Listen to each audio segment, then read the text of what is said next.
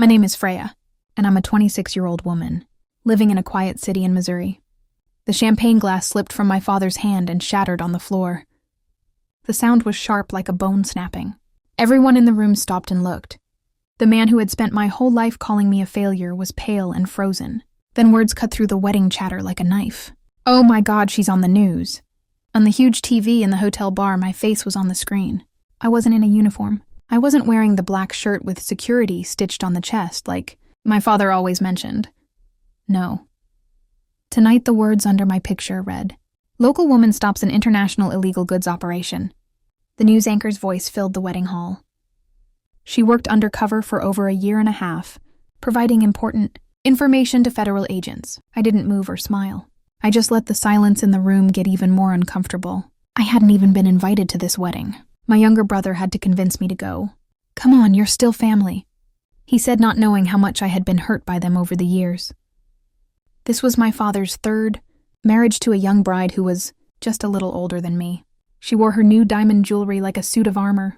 When he saw me at the party, his eyes narrowed and his jaw tightened before he put on a fake smile. "Look who's here," he said to the table. "The security guard." Laughter followed. It was the polite kind, the kind of laughter people use when they agree with an insult, without thinking.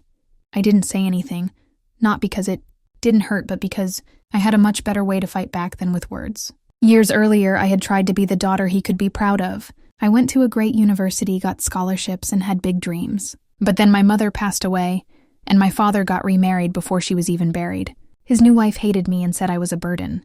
He believed her. When I left home, it wasn't for an amazing career. I took the first job I could find, night security at a shipping yard.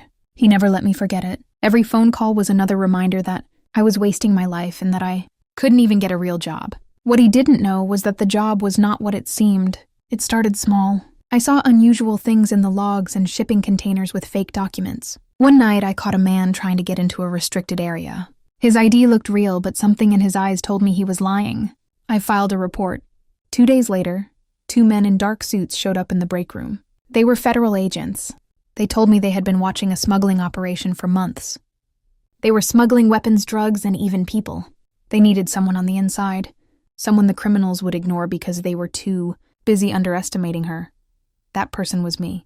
I spent 18 months pretending to be just a security guard logging containers, remembering faces and passing information in ways that looked like nothing. I wore the uniform as a disguise. And every time my father made fun of it, I let him because I knew what was coming. The arrests happened 3 weeks ago. Dozens of people were taken into custody. The story was everywhere, but I had stayed quiet as we had agreed until tonight. I had planned it perfectly. The wedding party was full. The TV in the bar always played the evening news. When my segment started, it was like pulling the pin from a grenade and letting it roll across the dance floor. I watched my father's face change from arrogant to shocked to something else. He was ashamed. His new bride looked between us, confused. Guests whispered. The news anchor's voice kept talking about my bravery and important secret work. "Guess it's not just a security guard job," I said softly, raising my glass. No one laughed this time. He tried to speak. He said something about being proud and not knowing. But a man like my father never recovers from being proven wrong in front of a crowd. And I didn't give him the respect of a response.